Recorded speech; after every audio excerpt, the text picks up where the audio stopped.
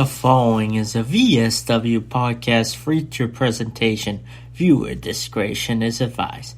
Oh,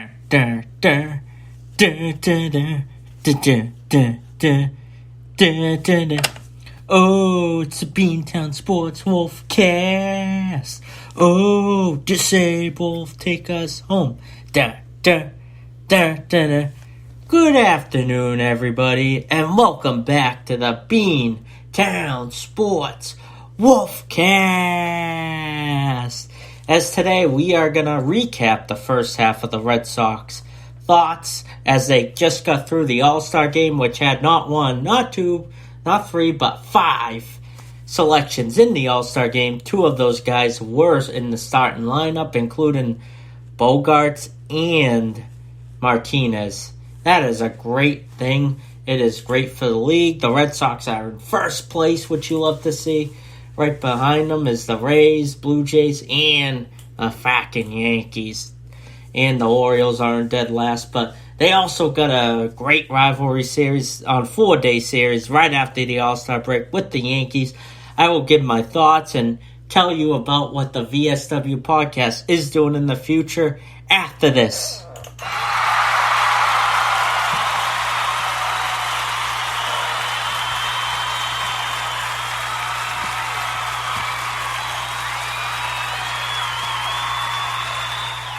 You guys are way too kind for someone who's been slacking on the Wolfcast front. You see here, folks, we've been so busy here at the VSW that ever since the Bruins and Celtics got knocked out of the playoffs, I have been paying attention to the Red Sox, but I've been too lazy to get my recaps up a few times a week. That's on me, as we've been busy with the VSW and the projects we have. I'll tell you at the end of the show. But anyways, the Red Sox look great heading into the rest of the season. 55-36 and number one in the American League East. And the Yankees are in fourth place. Don't we love that, folks? The Wolf loves that anyways. Coming into the All-Star break, the Red Sox have been in a little bit of a slump. Yeah, they swept the Royals. They won 2 out of 3 from the Athletics to start their road trip, but the Angels got the best out of them, and the Phillies have got the best out of them. So they're in a little bit of a slump, losing their last 2 series, 2-1 with the Angels and Phillies respectively. As the Red Sox have been doing really great with their hitting and their pitching. We got Chris Sale hopefully coming back after over a year away with the pandemic and Tommy John surgery. He's not rushing back. So the Red Sox starting depth chart is Eduardo Rodriguez. It's been 6-5, but he's been a lot better than that record. Evaldi has become awesome since he's not a closer anymore, which is great. Matt Barnes has been doing wonderful in this closer part. When you got Papelbon in the past and Keith Folk in the past and Okajima, you got Matt Barnes really getting that contract extension, looking good for the Red Sox. You got Nick Pavidia on the number 3rd. 4th is Garrett Richards. 5th is Perez. Their relief bullpen has been okay, but the whole part is getting to Matt Barnes has been the challenge for them all year. As you got their starting lineup has been with Devers has been really good, doing well in the third base. And Xander Bogaerts has been outstanding as a shortstop. And you got J.D. Martinez as a designated hitter. Actually, I lied. Martinez wasn't in the starting lineup. He was an all-star, but it was Xander Bogaerts as well as Rafael Devers in that starting line. And they've been making a huge difference for the Red Sox, especially Devers. No one knew he was capable of being an all-star third baseman. And Xander Bogaerts has been leading the shortstop stops in the leagues. We need someone to replace Mookie Betts here in Boston.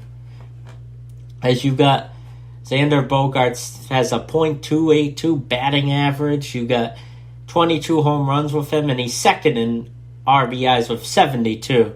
He's not really a power hitter. He's a great infield hitter, kind of like a Derek Jeter was in the past, which is really good. And he's been killing it against the Yankees. 2 home runs and 9 RBIs every time they've been playing the Yankees in the past 6 games played against them. The Red Sox have not lost to the Yankees since they went to I think, Yankee Stadium in the beginning of the season, but they won their last 7 contests against them. That is really good, folks, as I love it, as the Yankees are only 46-43. Very disappointed. Yes, Aaron Judge has led the league and the Yankees in batting average, home runs, and RBIs respectively, but Stanton has been slacking with all the money he got from Florida a few years ago to come to the Yankees, as it's been really amazing how good the Red Sox have been, as the Yankees have not listed their probable pitchers yet for all 4 of their games starting tonight on a Thursday, ending on Sunday Night Baseball on Sunday. I am pretty shocked. Maybe they're trying to retool, because it is pretty disappointing for that team in the highest batting cap in baseball to be 46-43. Leading the Red Sox in home runs is Rafael Devers with 22 home runs. Batting average is Xander Bogaerts. It's a big reason why they are selected to start the lineup in the All-Star game, which the American League won in Colorado, moved from Atlanta due to that political controversy, 5-2. In the old days, that would mean if the Red Sox got to the World Series, they would have home field advantage, but I don't think they're doing it anymore for some reason. And here's the big run line performance that makes a difference for the Red Sox and the Yankees, is that as an underdog, the Red Sox are 27-8, because they weren't supposed to be this good this year after a last place outing last year. But when the Yankees are favored by Vegas, they're 29-50. That's not good, folks. They've been really struggling all year, but the Yankees are known to do that, to creep up against the Red Sox the past 15 out of 20 years. They both do really good. But the American League East standings, like I said, the Red Sox are in first with 55-36 record. Tampa Bay, finalists last year, and since Tom Brady came there, that city just won a Stanley Cup with the Lightning. This cup did get dented. That wouldn't happen here in Boston, even with Gronkowski and Brady playing with the Super Bowl a few years ago. As you got Tom Brady going to Tampa Bay, every geographic that Tom Brady's living in, it's proven that all the teams do well. With our luck with Boston sports the past 15 years, and you get Tampa Bay finalists in the World Series with the Rays.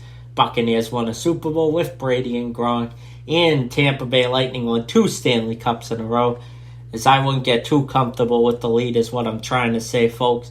You got Toronto, 45-42 with 8 games back. Yankees tied with them, 46-43 with 8. Baltimore, forget about it. All they have is a nice ballpark in Camden Yards with a 26 game back of the Red Sox, which I wouldn't panic or worry about, folks. As I think this weekend, I do think the Red Sox aren't going to get the upper hand of the Yankees. I think they're going to split 2 each. They'll probably win tonight, lose Friday, win Saturday, and lose Sunday. As I'll do an extra Wolfcast this weekend on them too, once the Yankees reveal their starting pitchers. The Red Sox have the next few days, so I will be going through with that. And let's take a look at the whole MLB while we're talking about the Red Sox recaps.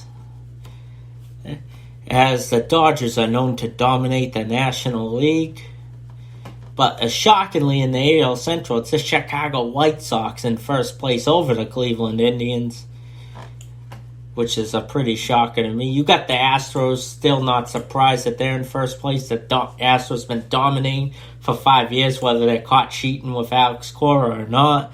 I'm so glad Alex Cora is back as manager. They really needed him. Took a year off to retool, and I'm glad they welcomed him back with open arms. It's making a huge difference for the Red Sox. They did start off getting swept in the beginning of the year, but overall they've been on a tear since. You got the New York Mets leading the National League East. You got the Milwaukee Brewers leading the Central, which is kind of surprising. You got the Dodgers and Giants fighting for the top of the NL West, with the Giants over Dodgers 2 games lead. Dodgers are always good lately. They won the World Series last year finally. As I think, you never know in baseball. The second half is here. The first half means nothing, folks. Nothing. And I want to praise the Red Sox for drafting a guy from North Carolina. I'll admit I'm looking up his name now, folks, as the Wolf ain't perfect. Far from it. as the Red Sox selected Marcelo Meyer, shortstop of North Carolina. So he wanted to play the Red Sox his whole life. Actually, California, my bad, but he's a high prospect pick. I know we got Bogarts at shortstop, but we also need a good draft pick too. We also got Aaron Barnes to a 2-year extension as he's become a shutdown closer, making a huge difference for the Red Sox closing games. I've always wanted to go to the new Worcester AAA affiliate, Polo Park, to a game. Me and the Versace Stoner go to the White Eagle for Beyond, as some of you follow our wrestling may know, but we never got a chance to go in there. I want to change that. And the Red Sox, my prediction is they will retain first, make the playoffs, as we'll go crazy in the Wolfcast in the fall. I will be covering the Patriots starting in training camp, as you see who's going to be their starting quarterback, Cam Newton or Mac Jones. And the big project I'd like to tell you all guys about the VSW is we're doing with the low-tire indie wrestlers a project called Cruising for a Bruising. If it all goes well, what it's going to be is an overnight telethon starting on Saturday with commercials, including the Wolfcast will be in there. You'll also have everyone give their insight interviews, kind of like a UFC or WWE or AEW type pay-per-view card or boxing, whatever you're used to, but we're trying to get overnight to get everything up so we can start with big projects like that in the future more professionally. So Versace Stoner has upgraded his equipment, which is a great thing, as he can't wait to show our projects. We took a road trip called Cruising for a Bruising, coming up a week from Saturday at 8 p.m. Eastern Standard Time. You can watch it anytime, anywhere, as the wrestlers in the car will get their interviews released consecutively, similar to what we do with the Wolfcast. When I speak on Spreaker, it automatically goes on YouTube, as you'll be able to catch all of the guys competing for cash prize, double their booking fees. As my whole point of the Wolfcast, I love Boston sports, but I'm also a wrestling fan. I want to try and convert some of you guys. I know you've been watching since the Golden Hogan days of the Attitude Era, but we got a kick-ass promotions right here in New England that go on to NXT or AEW. Catch your local promotion out. That's what we're trying to do in the VSW. And let's go Sox. Hope they have a great series against the Yankees this weekend, and let's hope they keep up their shocking momentum rolling in the second half of the season. Hopefully they make it to the playoffs and the World Series, so the Wolf will go crazy. Disable out, folks.